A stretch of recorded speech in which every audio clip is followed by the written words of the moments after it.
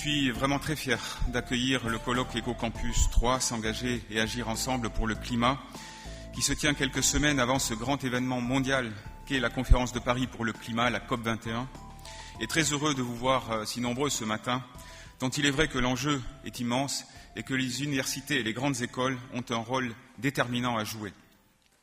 Cette structuration et cet approfondissement de la stratégie des établissements d'enseignement supérieur sur la question énergétique et écologique ces 5 dernières années nous permettent aujourd'hui de nous présenter face au ministère de l'enseignement supérieur et de la recherche, mais aussi de l'écologie, du développement durable et de l'énergie, comme des interlocuteurs très crédibles en la matière, prêts à engager désormais des actions concrètes susceptibles de contribuer à une transformation du modèle économique et social de notre nation.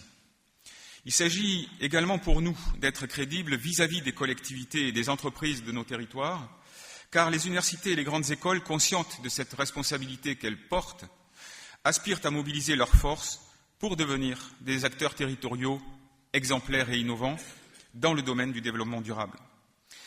Car s'il est vrai que le monde de l'enseignement supérieur et de la recherche excelle par la capacité à analyser, à diagnostiquer, à préconiser, son ambition est aussi maintenant, je crois, comme les débats qui vont suivre le reflèteront, de montrer à la société qu'il est tout autant un acteur impliqué, agissant sur lui-même et sur son environnement.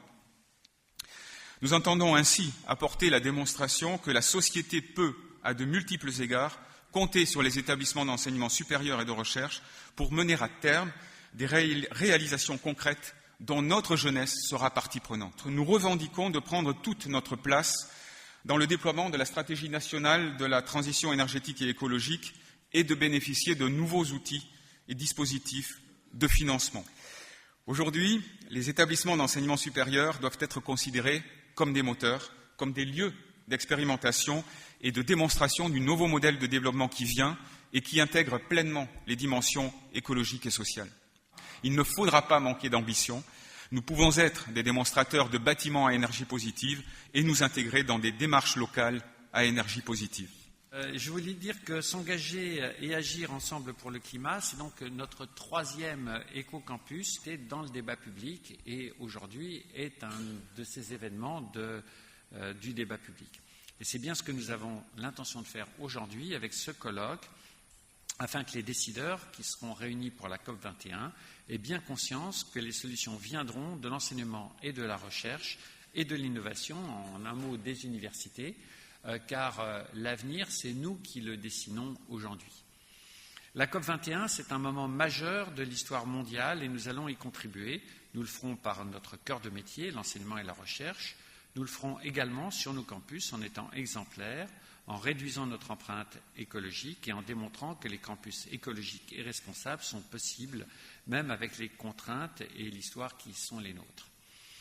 Bien sûr, nous n'avons pas attendu la COP21, ni même la loi de 2015 sur la transition énergétique pour la croissance verte, pour nous engager concrètement dans la transition énergétique et écologique de nos campus. De la même manière que nos équipes de recherche travaillent au jour après jour pour trouver des solutions durables et des solutions à la crise que nous traversons aujourd'hui. Nanterre est un superbe laboratoire de la transition énergétique et c'est un bel exemple d'établissement en mutation.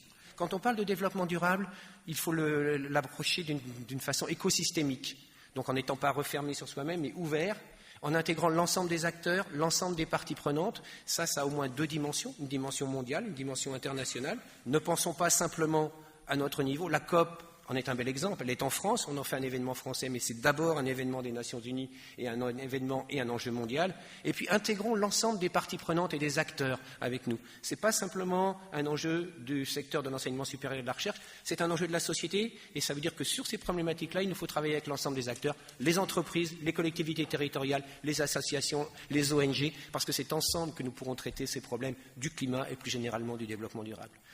Dans ce domaine, les compétences à fédérer sont diverses, elles sont nombreuses et elles sont partout dans le monde de la science. C'est pourquoi il importe de multiplier les partenariats avec les universités, avec les grandes écoles, avec les laboratoires de recherche en émergence.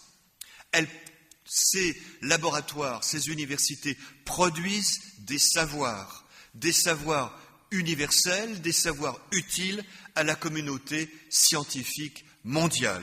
Elles participent activement à la politique de leur pays, elles participent à la politique mondiale désormais de mise en œuvre. Nous sommes à la fois observateurs et observés. Les questions d'environnement, pour nous, c'est des objets d'étude, mais nous sommes nous-mêmes à l'intérieur du tourbillon que représente cet objet d'étude.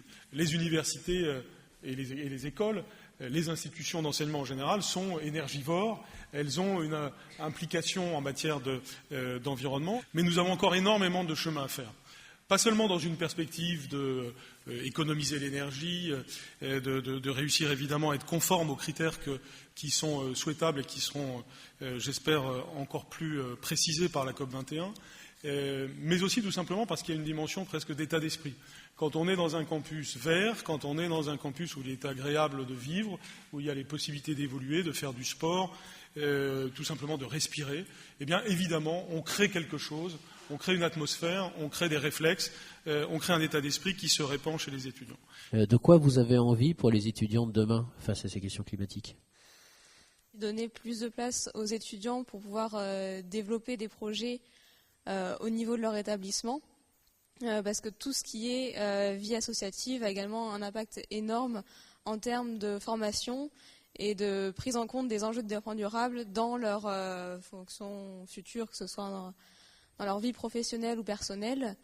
La possibilité donc de s'engager sur le campus est un levier très important pour ensuite pouvoir adapter et créer les métiers de demain qui pourront répondre aux enjeux de développement durable.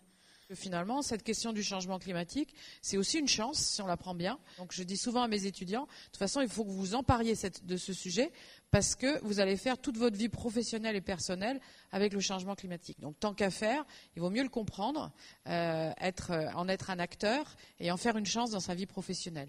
Et là, je pense que les universités qui ont ce gros patrimoine, qui ont cette compétence interne sur ce sujet, ont la capacité aussi à montrer le chemin et à être finalement en chef de file pour montrer aux autres responsables du patrimoine tertiaire ce qu'il peut être fait, le potentiel, et à débroussailler un peu ce terrain sur lequel on est en train quand même globalement d'inventer des outils, des dispositifs. C'est que nous, qui avons des postes de responsabilité dans les institutions d'enseignement supérieur, on rende ces enjeux lisibles et on rend notre offre très lisible par rapport aux étudiants. Donc il y a des offres de cours, de séminaires, des projets. Il me semble qu'il est important qu'on leur présente l'ensemble de nos initiatives pour le climat de façon à ce qu'ils comprennent vraiment ce qu'est l'engagement d'un établissement d'enseignement supérieur.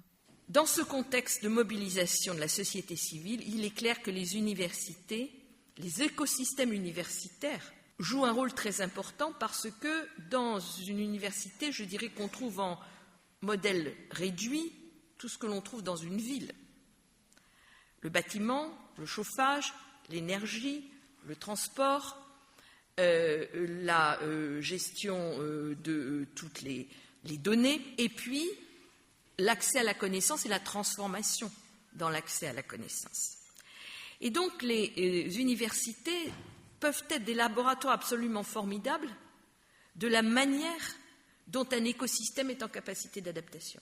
Et ce que je trouve très intéressant dans votre démarche Écocampus, c'est précisément que j'ai le sentiment, peut-être je me trompe, j'ai le sentiment que c'est cette idée-là qui est finalement au fond de cette organisation. Et donc cette valeur exemplaire des universités, des grandes écoles m'apparaît tout à fait majeure. Qu'effectivement la société française, et vous en êtes des moteurs, se mette en mouvement dans ce nouveau monde qui offre aussi des perspectives tout à fait passionnantes et positives, et espère dans la capacité qu'aura l'humanité à assumer sa responsabilité. Cela veut dire la capacité de nos générations à assumer leurs responsabilités à l'égard de celles qui viennent. Je vous remercie.